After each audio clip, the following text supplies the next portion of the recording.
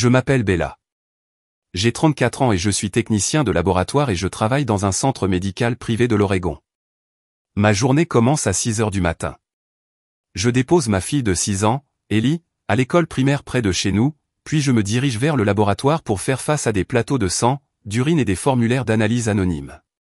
Ce n'est pas un travail glamour, mais je l'aime parce que je vois ma valeur dans la précision, la diligence tranquille et la cohérence. Ellie est la chose dont je suis le plus fier dans ma vie. Elle a les 12 boucles brunes de son père et mes yeux verts, toujours pleins de lumière. Chaque après-midi après le travail, j'essaie de venir la chercher moi-même au lieu de laisser le bus scolaire la ramener à la maison.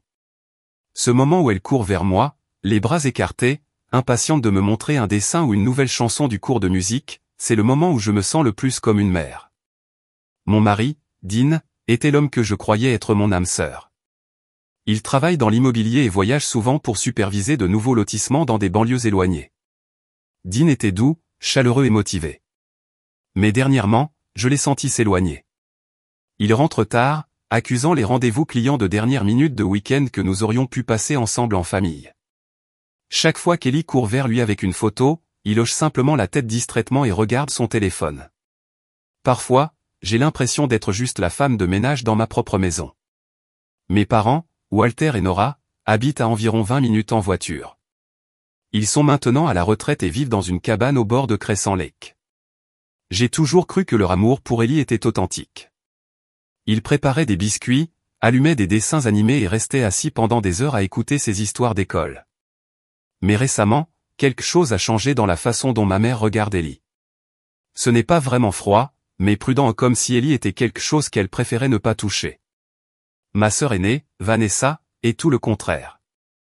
Elle a 5 ans de plus que moi, a été reine du bal au lycée et travaille maintenant comme directrice marketing pour une grande entreprise de cosmétiques à Seattle. Vanessa ne s'est jamais mariée, n'a pas d'enfant et plaisante souvent en disant que je vis comme une vieille dame. Pourtant, elle ne manque jamais un dîner de famille, toujours habillée pour impressionner, parlant avec désinvolture de ses voyages d'affaires à Paris ou à Milan comme si de rien n'était. Il y a 2 semaines, au dîner, alors que nous nous retrouvions autour des côtes grillées de papa, Vanessa nous a fait une étrange suggestion. Avez-vous déjà pensé qu'Ellie pourrait faire mieux ailleurs? Comme à Seattle? De superbes écoles privées. Elle pourrait rester avec moi pendant quelques mois. Je la regardais, stupéfaite. De quoi tu parles? Elle n'a que 6 ans et je suis sa mère. Vanessa sourit, mais cela ne me réchauffa plus comme avant. Je pense juste à son avenir. Tu es occupé, Dean est toujours absent. Je veux juste l'aider. Je n'ai pas répondu. Mais cette nuit-là, allongé à côté d'Ellie endormie, un étrange malaise m'envahit. Les nuits tardives de Dean, les regards étranges de ma mère, les mots de Vanessa c'était comme des pièces de puzzle éparpillées mais formant lentement une image que je ne voulais pas voir. Le lendemain matin, alors que je lavais les cheveux d'Ellie dans la salle de bain, elle m'a regardé et m'a demandé, « Maman, si un jour je ne vis plus avec toi, seras-tu triste ?» Mon cœur s'est arrêté. « Qui t'a dit ça ?» ai-je demandé en essayant de rester calme. La petite fille de l'ami de grand-mère l'a dit. Que j'irai dans une école lointaine et que je vivrai avec quelqu'un nommé V. Elle n'a pas fini, mais je connaissais déjà le nom, Vanessa. Ce que je ne savais pas, c'est que ce n'était que le début de quelque chose de plus grand. Un projet qui était en marche depuis un moment. Un plan où Ellie était la pièce maîtresse.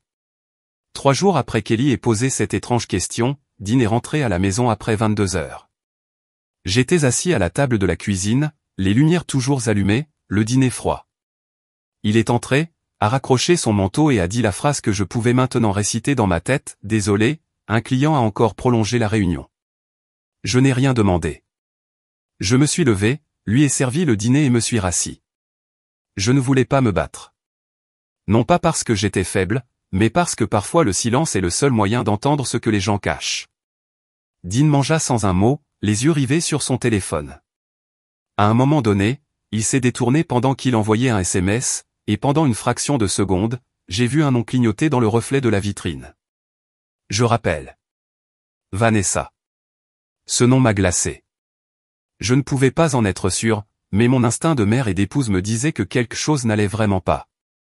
Le lendemain, quand j'ai récupéré Ellie, son professeur m'a dit quelque chose qui m'a fait geler. Ellie a dit qu'elle avait du mal à dormir.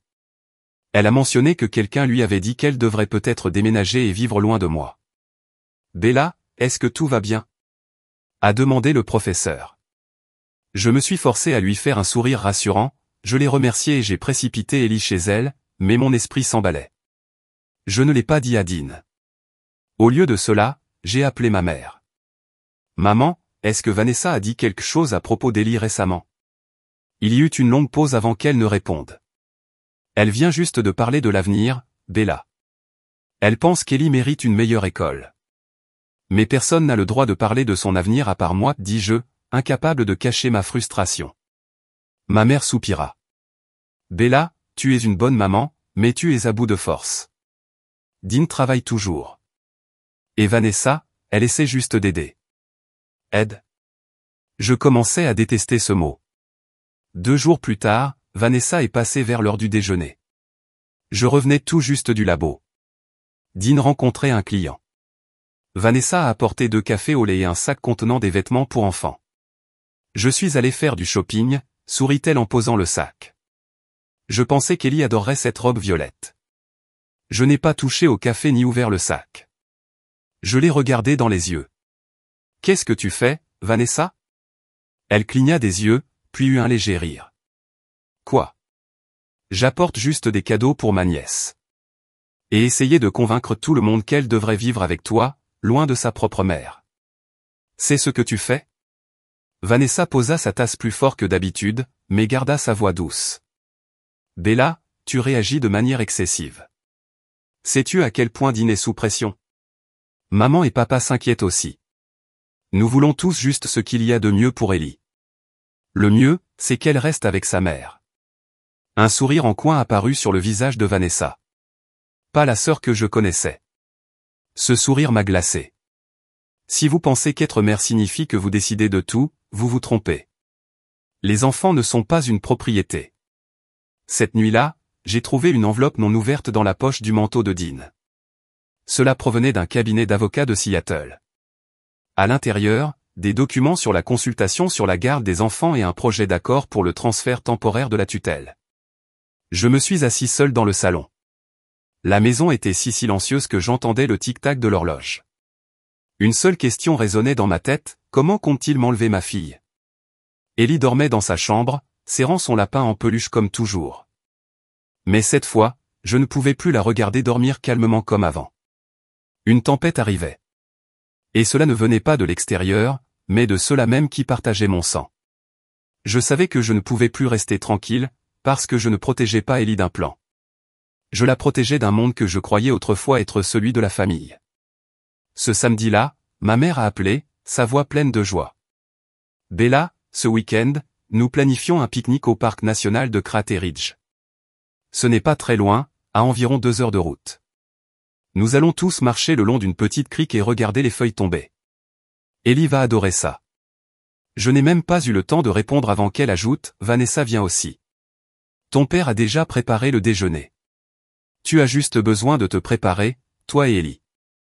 Je me suis arrêté pendant quelques secondes, ressentant quelque chose de bizarre. Ma famille n'a jamais été du genre à aimer le plein air et ils n'ont certainement pas prévu de sortie de dernière minute pendant l'automne froid.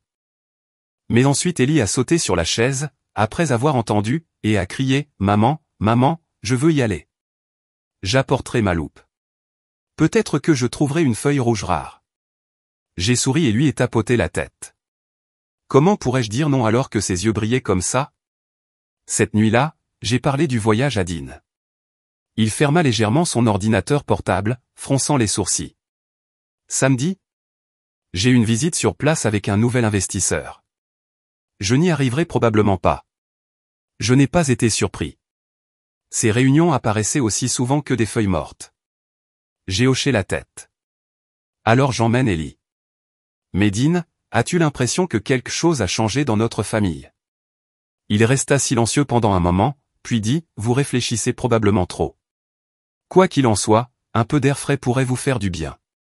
Samedi matin, je me suis réveillé tôt et j'ai emballé des sandwichs, des fruits, de l'eau et même quelques pansements. J'emporte toujours une trousse de premiers secours lors de voyages comme celui-ci. Mon travail m'a rendu prudent par habitude. Ellie portait son bonnet vert et montrait la petite loupe accrochée à son cou. Elle était vraiment excitée. La voiture de mes parents est arrivée à l'heure. Papa conduisait, maman sur le siège passager et Vanessa à l'arrière à côté d'Ellie et moi. Vanessa portait une tenue de sport tendance et des chaussures de randonnée coûteuses. Bizarre, étant donné que je ne l'avais jamais vue faire une randonnée auparavant, mais je n'ai pas demandé. Je viens d'observer. Le temps était frais, la lumière du soleil filtrait doucement à travers les arbres. Nous avons marché le long de sentiers sinueux, pour finalement atteindre un étroit chemin de terre menant à une forêt clairsemée. Papa a dit, c'est un itinéraire plus récent. Peu de gens le savent. La vue est incroyable.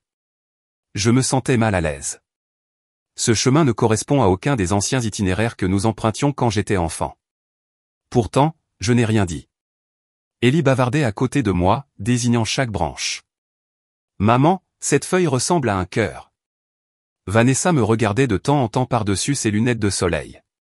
Chaque fois que je l'attrapais, elle se détournait, faisant semblant de vérifier son téléphone. Quand j'ai demandé, envoyer un SMS à quelqu'un. Elle s'arrêta une seconde, puis sourit. Je vérifie juste la météo. Les signaux sont mauvais ici. Je ne voulais aucun mal, a déclaré ma mère, ne montrant aucun signe de culpabilité. Pourquoi as-tu utilisé tout cet argent? Mon père a demandé directement à ma mère. Après une courte pause, elle prit la parole. En fait, j'ai accumulé des dettes. C'était choquant d'entendre cela de la part d'elle, qui semblait toujours si bien gérer les finances de notre ménage, s'occupant même des fleurs du jardin. L'argent a servi à rembourser mes dettes. Dettes? Combien devez-vous? A demandé mon père, l'air incrédule. Maman, évitant toujours le contact visuel, a dit doucement, environ 100 000 $. 100 000 $? Je ne pouvais pas y croire. Mon père soupira lourdement. Comment as-tu accumulé autant de dettes? Je me suis impliqué dans le jeu, a-t-elle admis. Je me suis retrouvé avec des dettes de jeu à votre insu. Pourquoi voudrais-tu commencer quelque chose comme ça? A demandé mon père, visiblement consterné, en se tenant la tête dans ses mains. Il y a environ 2 ans, j'ai commencé à jouer juste pour passer le temps, a-t-elle poursuivi.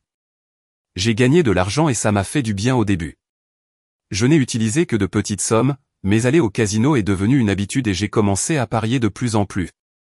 Je ne pouvais pas m'arrêter, et c'est comme ça que tout s'est ajouté à cette somme. Je n'avais jamais joué, donc je ne comprenais pas pourquoi elle ne pouvait pas s'arrêter. Oui, j'ai continué à essayer de récupérer ce que j'avais perdu, mais j'ai fini par perdre plus que gagner. J'ai même utilisé une partie de nos économies. Donc, vous avez dépensé plus que le montant de la dette, s'est exclamé mon père à ma mère. Quelle part de nos économies avez-vous utilisé? Environ 30 000 $, a-t-elle précisé. J'ai arrêté d'en prendre plus parce que j'avais peur que tu le découvres. Elle avait l'air d'être au bord des larmes. Si tu m'en avais parlé plus tôt, nous aurions peut-être pu mieux gérer la situation, a suggéré mon père. Avec ce montant, tu aurais pu travailler à temps partiel et le rembourser petit à petit, non? La suggestion de mon père a été accueillie par un cri. Je refuse absolument de travailler à temps partiel. Faites face à la réalité. C'est vous qui vous êtes endetté, a-t-il déclaré, visiblement en colère. Je suis mère au foyer depuis si longtemps. Je ne peux pas commencer à travailler maintenant. C'est pourquoi je me suis tourné vers les prêteurs sur salaire. Son raisonnement égoïste m'a choqué. Puis les intérêts ont commencé à s'accumuler et la dette a continué à augmenter. J'ai eu affaire à plusieurs prêteurs et maintenant je n'arrive plus à faire aucun paiement. C'est écrasant. Mon père soupira lourdement. Est-ce que vous jouez toujours, même dans cette situation? Il a demandé. Oui. Je ne vois pas d'autre moyen. C'est pourquoi j'espère que vous rembourserez la dette à ma place, dit-elle désespérée. Vraiment, ma mère s'est levée, son visage s'éclairant d'espoir. Je savais que tu m'aiderais. Il parut ému, mais les choses ne se passèrent pas comme elle l'espérait. Mais c'est votre indemnité de départ. Divorçons. Quoi? Divorce? J'ai été choqué. Je n'accepterai jamais le divorce. Son expression passa de la joie à la peur, comme si elle était tombée du paradis à l'enfer en un instant. Tu as continué à jouer même quand Logan était en difficulté, n'est-ce pas? Tu as continué à emprunter de l'argent, mettant la famille en danger. C'est vrai, a-t-elle admis. Mais je ne peux pas rester dans une famille où ma femme fait passer le jeu avant son propre fils. Pas question. Elle finit par fondre en larmes. Je promets que je ne jouerai plus jamais. S'il te plaît, pardonne-moi, supplia-t-elle. Mais il est resté ferme. Votre jeu ressemble à une dépendance. Vous devez consulter un psychiatre et suivre un traitement à long terme. Il est courant que les gens souffrent de rechutes pendant le traitement. Je ne suis pas accro. Je peux arrêter à tout moment. Non. Si cela continue, nous pourrions tous nous retrouver sans rien. Je dois me séparer, pas seulement pour mon propre bien, mais pour arrêter de faire peser un fardeau supplémentaire sur Logan, a expliqué mon père. J'arrêterai à partir de demain, a-t-elle répondu, ne semblant pas pleinement comprendre la gravité de son problème de jeu. J'étais vraiment inquiet du montant de ses dettes et de son jeu compulsif, a poursuivi mon père. En échange du remboursement de vos dettes, il n'y aura pas de partage des biens. Quoi? Je ne peux pas accepter ça, a-t-elle protesté. Si vous ne remboursez pas la dette, il pourrait geler votre compte. Elle se tut. Je n'aurais jamais imaginé que rentrer à la maison après une longue période conduirait à cette situation. Je me sentais tellement perturbé par la dispute de mes parents. Non, papa, on ne peut pas attendre pour parler de divorce? Peut-être prendre le temps de se calmer et de réfléchir? J'ai suggéré. Je suis désolé, Logan, mais ce n'est pas possible, dit-il calmement. Je pensais que papa s'était peut-être empressé de parler de divorce par frustration, mais il semble que ce ne soit pas ce qui s'est passé. Après un déjeuner tendu, je me suis retiré dans ma chambre. Je me suis allongé sur le lit, mais j'entendais encore mes parents se disputer faiblement. Ce n'était pas un argument à part entière. Maman criait fort et papa répondait fermement. Me sentant dépassé par l'université et la maison, j'ai fini par m'endormir par pure frustration. Le lendemain matin, maman avait l'air épuisée, probablement après avoir pleuré toute la nuit. J'avais prévu de rester à la maison un peu plus longtemps, mais l'ambiance pesante m'a poussé à partir plus tôt.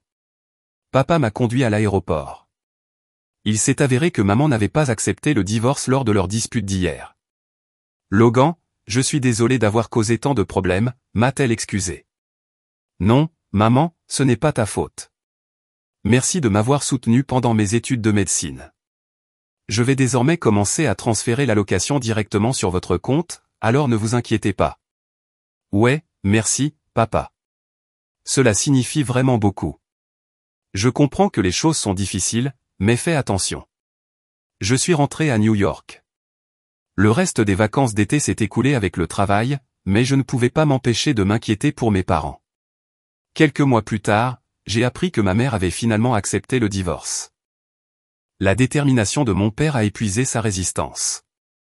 Comme il l'avait convenu, papa a pris en charge ses dettes et ils n'ont pas partagé leurs biens lors du divorce. J'ai des sentiments mitigés à propos de la séparation de mes parents, mais ce n'est pas si grave. Grâce à l'allocation que papa me donne, j'ai pu réduire ma charge de travail et me concentrer davantage sur mes études. J'ai même eu le temps de sortir avec des amis. Du côté de ma mère, ma famille m'a dit que malgré le divorce causé par son jeu, elle retournait aux machines à sous tous les jours et accumulait rapidement de nouvelles dettes. Sa famille ne pouvait pas la renflouer, alors elle a commencé à travailler à temps partiel à contre-cœur. Elle suit actuellement une thérapie pour vaincre sa dépendance au jeu. J'ai serré sa main plus fort et j'ai continué. En fin d'après-midi, nous avons eu la chance de croiser un couple de personnes âgées campant près d'une petite crique. La femme, Madame Margaret, a failli sursauter lorsqu'elle m'a vu couvert de sang et boitant, tandis qu'Ellie tombait au sol complètement épuisée. « Pouvez-vous m'entendre » demanda l'homme. J'ouvris la bouche, mais les mots restèrent coincés dans ma gorge. Je ne peux plus parler après ça. Tout est devenu brumeux. Je me souviens à peine du son des sirènes qui devenait de plus en plus fort. La petite main d'Ellie s'enroula étroitement autour de la mienne et sa voix calme disait aux ambulanciers que je nous avais protégés. 3 jours se sont écoulés avant que je reprenne connaissance dans une chambre d'hôpital. Mon bras était plâtré, ma jambe appuyée sur des oreillers et des couches de bandages couvraient les coupures et les contusions sur mon corps. Ellie était recroquevillée sur une chaise à côté de moi, endormie, ses cheveux emmêlés tombant sur le visage que je chérissais plus que tout. Un homme en civil était assis tranquillement à côté de mon lit. Il avait l'air calme mais ferme de quelqu'un habitué aux conversations difficiles. Même si son expression était sérieuse, ses yeux étaient empreints d'une douce gentillesse. Il s'est présenté comme étant le détective Callahan du département de police du comté d'Oakfield et m'a gentiment expliqué qu'il devait me poser quelques questions sur ce qui s'était passé. Malgré la douleur, j'ai hoché la tête et j'ai commencé à tout raconter, notre sortie en famille, le comportement étrange de Vanessa et la chute terrifiante qui a failli mettre fin à ma vie. J'ai parlé lentement mais clairement, déterminé à ne rien omettre. Quand je suis arrivé au moment où Ellie a entendu Dean et Vanessa parler, j'ai vu Callahan faire une pause, griffonnant rapidement dans son cahier. « Votre fille se souvient clairement de leur conversation, dit-il. » J'ai hoché la tête. Elle est incroyablement intelligente et je fais confiance à tout ce qu'elle m'a dit. Il s'assit légèrement et dit, « Nous avons déjà commencé à examiner les dossiers financiers de votre mari, et vous devez être conscient de quelque chose. » Il fouilla dans son étui et en sortit un dossier, l'ouvrant sur une page en surbrillance. « Il y a 4 mois, Dean a mis à jour votre police d'assurance vie. Il l'a augmentée à 3 millions de dollars, déclarant qu'elle était destinée à la protection familiale d'urgence. Il s'est inscrit comme seul bénéficiaire. » Un frisson froid parcourut ma colonne vertébrale. 3 millions de dollars? Il hocha gravement la tête. Et le témoin qui a signé l'amendement? Votre sœur, Vanessa G. Miller. Mon cœur battait à tout rompre, ma tête tournait en réalisant. Alors ils étaient ensemble. Doyen et Vanessa. Malheureusement, cela va plus loin, dit Callahan en interrompant. Nous avons retracé un virement bancaire de votre mère à Dean effectué une semaine seulement avant l'incident. La ligne de note indiquait le paiement final du plan, s'élevant à un demi-million de dollars. Mon souffle se bloqua dans ma gorge. Mes parents? Ils en faisaient partie aussi? Callahan ne détourna pas le regard. Je suis désolé, Bella. Tous les signes indiquent une conspiration impliquant votre mari, votre sœur et vos parents. Les messages que nous avons trouvés suggèrent qu'ils coordonnaient ce plan depuis plus de 6 mois, probablement dans l'intention de vous faire taire, vous et votre fille. Les murs autour de moi semblaient se refermer. Les personnes en qui j'avais le plus confiance ma famille avaient comploté ma disparition. Après un moment, Callahan continua, nous avons émis des mandats d'arrêt contre Dean et Vanessa immédiatement après que vous ayez fait votre déclaration. Mais lorsque notre équipe est arrivée sur place, tous deux avaient disparu. La voiture de Dean a ensuite été retrouvée près d'une petite piste d'atterrissage privée. Mon estomac s'est effondré. Ce n'était pas fini. Je pouvais le sentir. Veux-tu les attraper? Ai-je demandé en croisant son regard. Nous avons émis un mandat fédéral. En attendant, je vous recommande, à vous et à Ellie, d'être placés en détention préventive jusqu'à ce que nous puissions assurer votre sécurité, dit-il fermement. J'ai regardé le visage endormi de ma fille, encore parsemé de coupures cicatrisantes, et j'ai senti un élan de force monter en moi. Je n'étais plus la femme effrayée et brisée qui était tombée d'une falaise. J'avais survécu et je me battrais pour la justice avec tout ce que j'avais. 3 jours plus tard, j'ai été transféré dans une salle de réveil sécurisée avec les forces de l'ordre stationnées juste à l'extérieur. Ellie a été placée temporairement sous la garde d'un travailleur social le temps que l'enquête s'approfondisse. Lorsque Callahan revint, il tenait un dossier beaucoup plus épais. Son visage était déterminé. Ce n'était plus seulement une affaire pour lui. C'était personnel. Nous venons de recevoir une image d'une caméra de péage, à 200 000. Elle a capturé Vanessa en train de quitter l'Oregon, probablement en direction du Nevada. Nous avons élevé le mandat au statut fédéral. J'ai agrippé le bord du lit, même si mon poignet était encore bandé. Et Dean? Callahan tourna la page vers une autre page. Il utilise un pseudonyme. Mais voici quelque chose d'intéressant, lorsque nous avons vérifié l'historique des vols, nous avons découvert qu'il avait réservé un vol privé sous le nom de Daniel Morrison. L'heure de départ correspond à celle de leur disparition, mais le vol a été annulé à la dernière minute, peut-être parce qu'il soupçonnait que nous étions sur sa piste. J'ai expiré lentement. Il n'était pas encore libre. Le lendemain, j'ai été autorisé à rencontrer un avocat commis d'office. Lors de notre première séance, il a confirmé, nous avons des dossiers financiers complets, le témoignage de votre fille et des messages textes récupérés entre Dean et Vanessa à partir de l'ancien téléphone de Dean, que la police a trouvé dans sa voiture abandonnée. Cette affaire contient suffisamment de preuves pour les accuser de tentative de meurtre, de complot et de fraude à l'assurance. À ce moment précis, la porte s'ouvrit. Ellie est arrivée avec une assistante sociale. Elle a couru vers moi, m'entourant de ses bras, son visage s'éclairant malgré les bandages sur ses joues. « Maman, j'ai tout raconté au détective Callahan. Je me souviens de tout. J'ai cligné des yeux de surprise. Vous avez fait une déclaration? Ellie hocha la tête, puis regarda Callahan, qui était entré derrière elle. Il sourit. Cette petite fille est si vive et posée. Nos enquêteurs ont été stupéfaits. Elle a raconté tout ce qu'elle a entendu, l'appel de Vanessa avec Dean et même la conversation entre Madame Nora et Monsieur Walter sur le fait que tout irait bien si Bella ne ripostait pas. J'ai regardé ma fille, déchirée entre le chagrin et la fierté. Elle n'avait que 6 ans, et pourtant elle était la clé pour découvrir tout ce qui avait été caché. As-tu eu peur? Ai-je demandé doucement. Ellie secoua la tête. Non. Je pensais juste que si je disais la vérité, tu n'aurais plus à avoir peur. Je tenais ma fille fermement, sentant chaque petite respiration commencer à se stabiliser contre ma poitrine. Tout n'était pas encore fini, mais je savais que nous allions enfin dans la bonne direction. 2 jours plus tard, la police a trouvé Dean caché dans une petite cabane louée en espèces uniquement à la périphérie du Nevada. Ils ont perquisitionné les lieux à l'aube et l'ont arrêté alors qu'il tentait de brûler des papiers et de détruire son ordinateur portable. Vanessa a été arrêtée plus tard dans l'après-midi dans une station-service en bordure de route. Elle avait tenté d'échanger des véhicules dans le cadre d'un accord officieux, mais a été reconnue par une caméra de sécurité. Ce soir-là, Callahan a fait une brève mise à jour, tous deux sont en détention et sont en cours d'extradition vers l'Oregon. Quant à vos parents, Walter et Nora, nous avons émis des assignations à comparaître.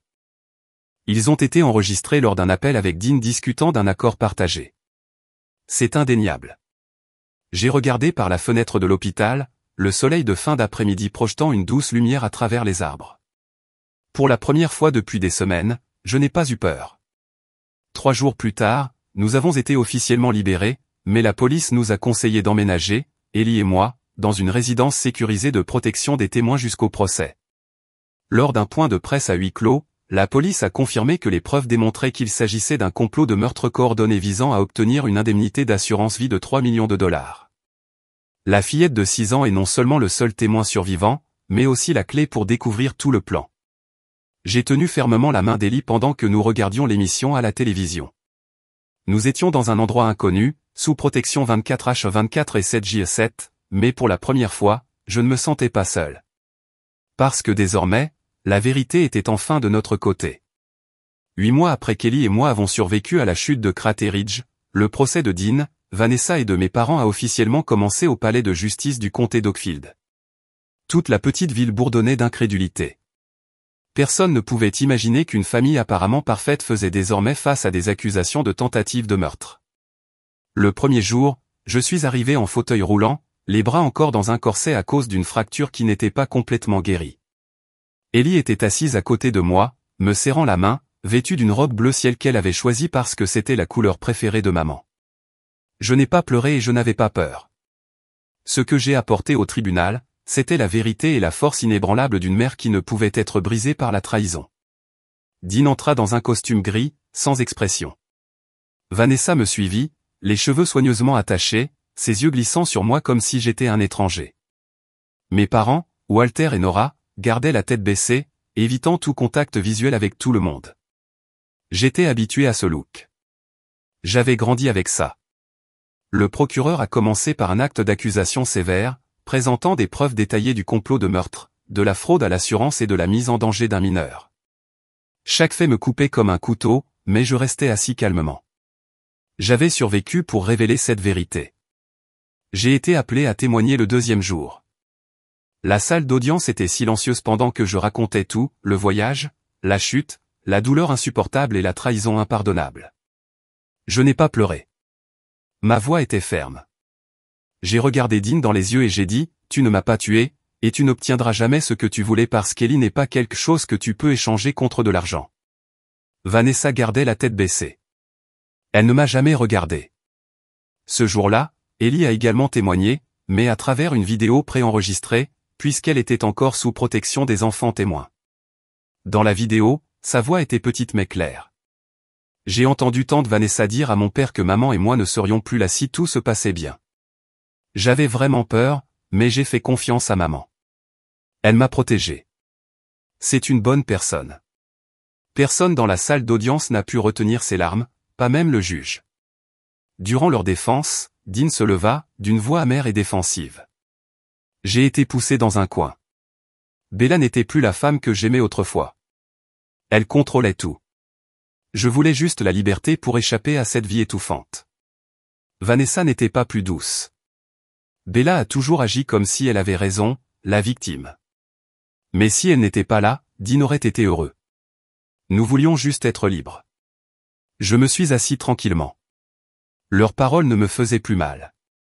En fait, ils n'ont fait que révéler la profondeur de leur culpabilité. Ce n'était pas seulement un meurtre qu'ils avaient tenté. C'était un déni total de responsabilité. Lorsqu'on leur a demandé s'ils avaient un dernier mot avant le prononcé de la peine, mes parents n'ont rien dit sur moi ou sur Ellie. Mon père a seulement marmonné, nous pensions simplement qu'elle ne méritait pas cette vie. Le juge a frappé le marteau à 3 reprises. L'air dans la salle d'audience s'est figé à la lecture du verdict. Les accusés Dean Carter et Vanessa G. Miller sont condamnés à 25 ans de prison pour tentative de meurtre au premier degré et il leur est interdit de contacter des témoins après le procès. Les accusés Walter et Nora G. Miller sont condamnés à 15 ans de prison pour complot en vue de commettre un meurtre et mise en danger d'enfants. J'ai fermé les yeux et j'ai poussé un soupir, j'avais l'impression d'avoir retenu toute ma vie. Je n'étais pas content. Je n'étais pas triste. Juste soulagé. La justice avait enfin parlé. Les gens qui m'appelaient autrefois ma fille. Après le procès, des dizaines d'étrangers se sont approchés de moi et d'Ellie, d'anciens voisins, de vieux amis, même des personnes que je n'avais jamais rencontrées, nous prenant dans leurs bras, nous offrant des mots de soutien, en disant « Vous avez survécu » pour tous ceux qui avaient trop peur pour parler. Je n'ai pas dit un mot. Je me suis simplement penché, j'ai serré Ellie dans mes bras et je lui ai murmuré à l'oreille « Nous l'avons fait, Ellie. Maintenant, il est temps de commencer à vraiment vivre. » Après le procès, Ellie et moi ne sommes pas retournés dans notre ancienne maison de l'Oregon. La police nous a conseillé de rester sous protection des témoins jusqu'à ce que toutes les menaces soient dissipées. Mais j'ai demandé un transfert vers un endroit lointain, un endroit sans souvenir, un endroit où personne ne connaissait nos noms, un endroit où Ellie pourrait recommencer. Avec l'aide de mon avocat et d'un groupe de soutien aux survivants de violences domestiques, j'ai renoué avec une vieille amie, Grace, une camarade de lycée à qui je n'avais pas parlé depuis près de 10 ans. Lorsqu'elle a appris ce qui s'était passé, elle n'a pas demandé de détails. Elle m'a juste dit au téléphone, « Viens ici. Reste aussi longtemps que tu en as besoin. » Evergreen Valley, dans le Colorado, nous a accueillis un matin de printemps. La neige n'avait pas complètement fondu, mais de nouveaux bourgeons poussaient déjà à travers la terre. Grace vivait avec son mari et ses 2 jeunes enfants dans une cabane à l'orée des bois, à environ 15 minutes de route de la ville. L'air était paisible, étrangement calme, et pour la première fois depuis longtemps, j'ai vu Ellie dormir toute la nuit sans se réveiller. J'ai commencé à travailler à temps partiel dans une petite clinique du centre-ville. Le docteur Caroline, la propriétaire, était une femme plus âgée, sévère mais compatissante. Lors de notre première rencontre, elle m'a regardé pendant un long moment, puis m'a dit « Je n'ai pas besoin de connaître votre passé, mais je vois la prudence dans vos yeux, et c'est ce dont les patients ont besoin. Si vous le souhaitez, vous avez un travail ici. » J'acquiesçai, incapable de cacher ma gratitude. Le travail n'était pas énorme, mais cela m'a redonné du rythme. Le bruit des tensiomètres, le clic des tiroirs, l'odeur de l'antiseptique, tout cela m'a redonné un sentiment de contrôle après une si longue noyade dans le chaos. Ellie était inscrite dans une petite école primaire juste à côté de la maison de Grace. Au début, elle était timide, calme, souvent assise seule pendant la récréation. Mais quelques semaines plus tard, son professeur m'a appelé et m'a dit « Aujourd'hui, Ellie a dessiné une photo de sa famille. » C'était une petite fille tenant la main d'une femme debout sous le soleil. Quand j'ai demandé, elle a répondu « C'est moi et ma mère parce que nous avons traversé une nuit très sombre. » Je restai silencieux un long moment, les yeux piquants. Ensuite, j'ai simplement dit « Merci de me l'avoir dit. » Ellie et moi avons commencé à consulter un traumatologue une fois par semaine. Son nom était le docteur Hélène Monroe, spécialiste du travail avec les survivants. Elle n'a pas posé de questions directes. Au lieu de cela, elle a laissé Ellie dessiner, jouer avec du sable et décrire ses rêves avec les mots les plus simples. Avec moi, elle a seulement dit « Ne vous forcez pas à pardonner. Concentrez-vous sur la seule chose qui vaut la peine d'être gardée, la survie. » Semaine après semaine, j'ai vu Ellie commencer à sourire davantage. Elle a commencé à me raconter des histoires de classe sur la façon dont Jason avait renversé du lait sur sa chemise et ne pleurait pas, ou sur la façon dont le professeur lisait des livres avec une drôle de voix. Des choses simples, des petites choses. Mais pour moi, c'était la preuve qu'elle redevenait une enfant. Un vendredi après-midi, je préparais le dîner avec Grace dans la cuisine chaude quand Ellie est arrivée en courant, les joues roses à cause du vent. « Maman, nous partons en excursion demain. Le professeur a dit que tu pouvais venir si tu voulais. » Je l'ai regardée et je me suis soudainement rappelé de moi dans la forêt, les mains ensanglantées, le dos douloureux, sans jamais lâcher ma fille, ne serait-ce qu'une seconde. J'ai souri. « Bien sûr que je viendrai. Toi et moi, nous allons toujours ensemble. » Cette nuit-là, après qu'Ellie se soit endormie, je suis sorti sur le porche, appuyé contre la balustrade en bois, regardant un ciel plein d'étoiles. J'ai pensé à tout ce que j'avais perdu. Une famille qui n'en avait plus l'impression. Un mariage qui semblait autrefois parfait. Et les gens qui m'appelaient autrefois fille, sœur. Mais ensuite j'ai pensé à ce qu'il me restait. Une petite fille courageuse, de vrais amis et une seconde chance. Dans un endroit où personne ne connaissait mon nom et où je pouvais vivre sans crainte. J'ai fermé les yeux, pris une profonde inspiration et pour la première fois depuis des années, je me suis senti léger. Cela s'est produit naturellement, comme si tout s'était aligné tranquillement sans qu'aucun de nous ne s'en aperçoive. La première personne à engager la conversation fut Monsieur David Clark, le directeur de l'école d'Ellie. Je l'ai rencontré lors d'une réunion de parents environ 3 mois après qu'Ellie ait commencé l'école à Evergreen Valley. David était grand, avec des cheveux poivre et sel et des yeux gentils derrière des lunettes à monture fine.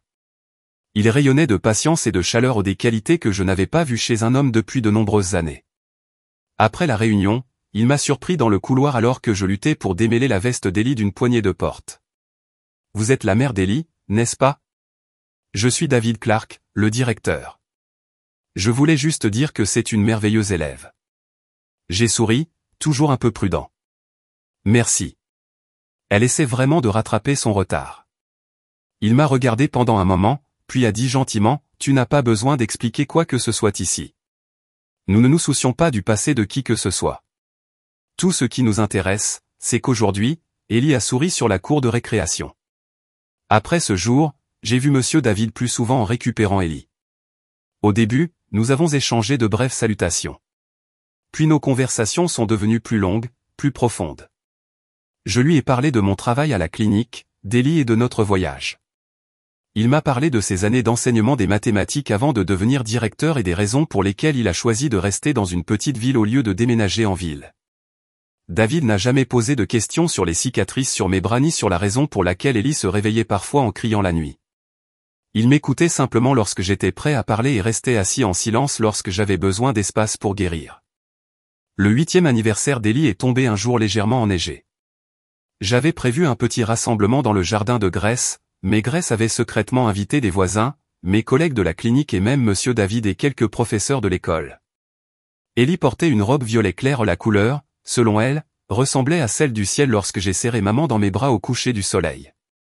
Elle a couru dans la cour parmi les rires, les ballons, les gâteaux et les coffrets cadeaux aux couleurs vives. Son visage brillait comme le soleil de l'hiver. Je me tenais dans la cuisine, regardant par la fenêtre David s'agenouiller pour aider Ellie à rattacher l'écharpe qui glissait de son cou. Ils riaient tous les deux. Et pour la première fois de ma vie, je ne me sentais pas laissé pour compte. Après la fête, alors que les invités partaient lentement, David est resté sur place pour aider à nettoyer. Je chargeais la vaisselle dans l'évier lorsqu'il me tendit une petite enveloppe.